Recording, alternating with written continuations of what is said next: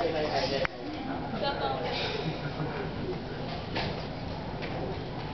me liberty or give me death. I am King Kong, beating my chest, and I dare you to contest the freedom of my mind, because I have done my time.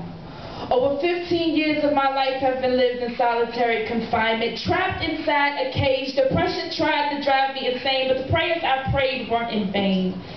I believe today that God reached into the miry clay. He said, hey, let this one get to know pain.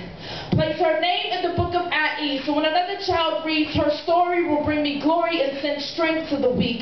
Let it be known that she has flagged every mountain peak that stood before her, and she knows how to survive Hades without water. This daughter of mine has been through life time and time again, and know every battle she did not win, but she fought to the end with my tender mercies at her side. That's just how the conversation went on in my mind. And if it's not how it went on in real life, then fine. It's cool. But yes, it is true that I have swam in pools of my tears, when my only fear was that it was too shallow for me to drown in. I'm sure my government wouldn't mind using me for the counting, but I refuse to be another number, used as a percentage of their sadistic statistics, because my God said I am more than that. He said, he that is within me is greater than any demon that has been meaning to destroy my soul. I used to not know that when I cried alone, I was still heard. Found it absurd that when my actions symbolically flipped him the bird, he would still send a word to comfort me. When my mind created suicidal symphonies, he washed my feet with his blood, sweat, and tears, eased my fears with his love, and lifted me far above gray clouds, showing me a world beyond my circumstance. My God saw fit to give me a chance at his hand before I owned a poker face. Put me in this race and told me that I could crawl if I had to. Told me just do what you have to get used to forward movement. I had gotten close to ended it all with a fall head first off the Woodrow Wilson Bridge. But he said, if you would just give me your heart and trust that I would never part from you. My number was written in pencil on that list. My demise was expected, but my God gracefully erased it and placed my name in his book of life.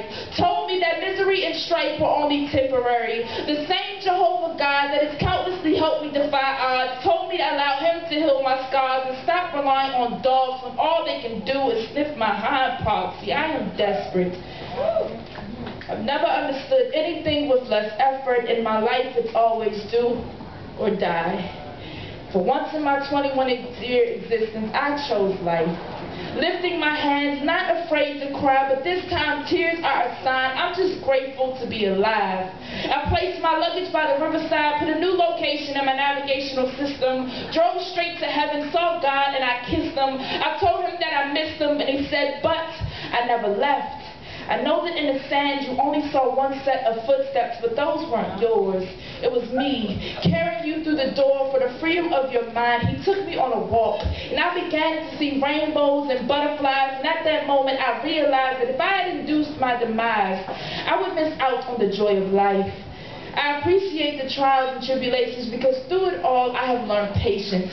I learned that there's joy in waiting on the manifestation of your freedom. So, give me liberty or give me death.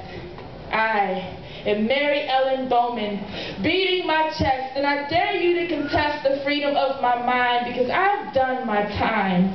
Over 15 years of my life have been lived solitarily confined, and all I had to do all this time was just open my eyes.